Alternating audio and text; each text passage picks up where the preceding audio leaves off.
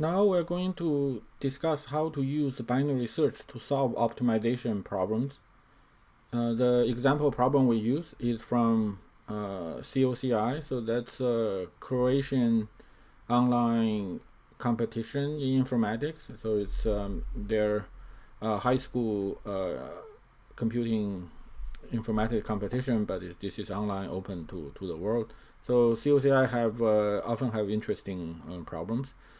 And I'm not going to try to pronounce this name of the problem, so it's a word from Croatian. So we're given n left shoes and m right shoes, and each shoe will just have one thing, a size, well, also whether it's left or right. And we want to pair as many shoes as possible. So each left shoe need to be paired with one right shoe to make one pair. And if they are of different size, then we say it's ugly. So the ugliness is defined to be the difference between the left pair and the right pair.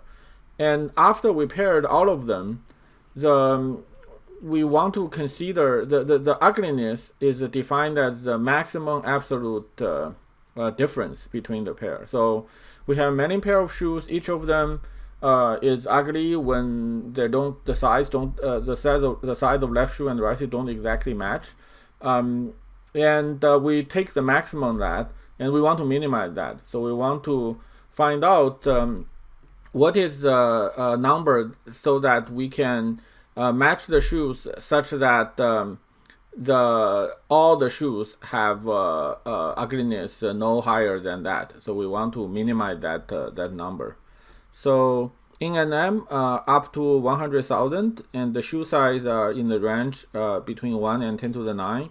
So here is an example. Suppose we have 3 left shoes and 5 right shoes of this size, and the minimum we can do is so the best we can do is 9. So that means we match 39 with 30. So that's ugliness of 9.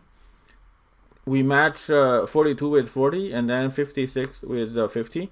So that gives us the ugliness of 9, 2, and 6. So 9 is the largest, and 9 is the best we can do. So because if we match 20 with any of these, then that will be ugliness of at least 19. And if we match 90 with any of this, the ugliness will be at least 34.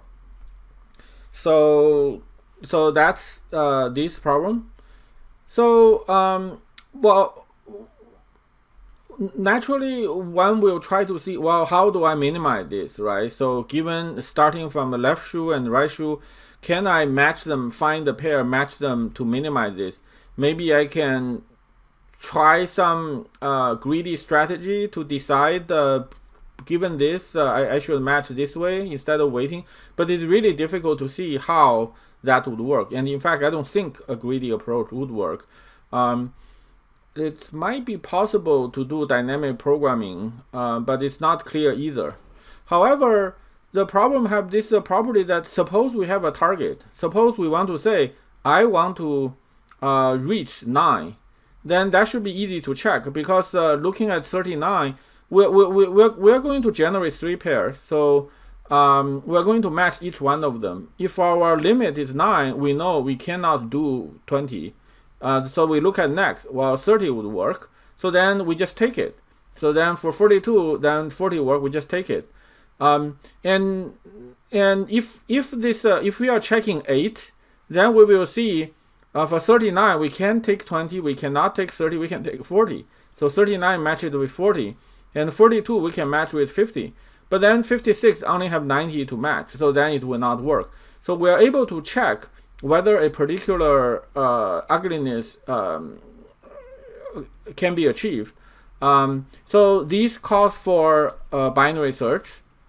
So what we do is we sort both of the array at the beginning, and then we just kind of, once we have the target, the minimum ugliness we're trying to achieve, then a greedy strategy would work. For the smallest, the left shoe, without loss of generality, let's assume there are fewer left shoe than right shoe. For the smaller left shoe, we have to find the right shoe to match. Then we find the smallest one so that we are ugliness is within the threshold. So if we run out of right shoes to match, then we know we have failed. So this is my Java code for this problem. This is part 1 of the code. So A and B are class variables. They're declared outside, and check is a function.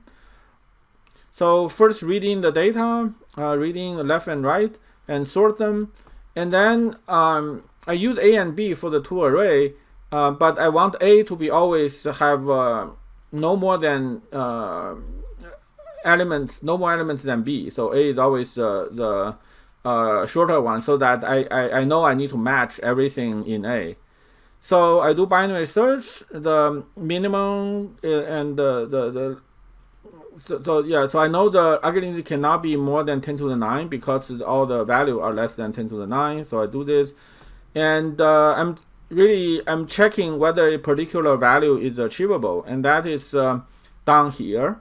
So the loop is basically trying to match the shoe in AI with BJ. So that's the loop update will increment both, which will basically match create this pair. So then for AI, I'm trying to find the BJ that works. So the condition is AI. So this is while BJ does not work, I will keep increment J until I find someone that works, or until J is reach the end. So when J reaches the end, then I break. So yeah, this is I'm keep looping, trying to find pairs, and in the end, when I get out of the loop, if I equals M, that means I have matched everything in here.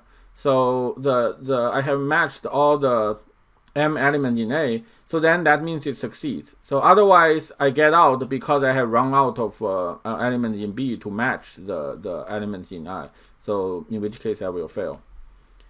So that's it. Oh yeah. So then lessons on binary search.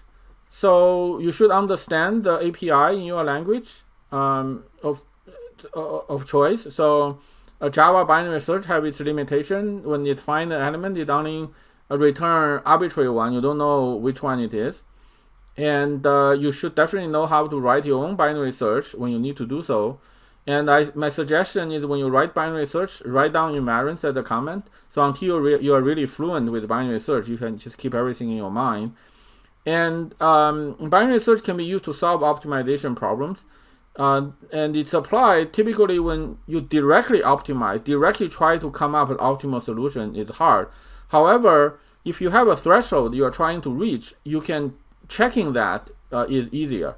So, and oftentimes checking that is done in greedy approach. So in this is a I guess a classic pattern where you would apply a binary search to solve optimization problem. There are many examples of this, and the problem set include the problems of this category.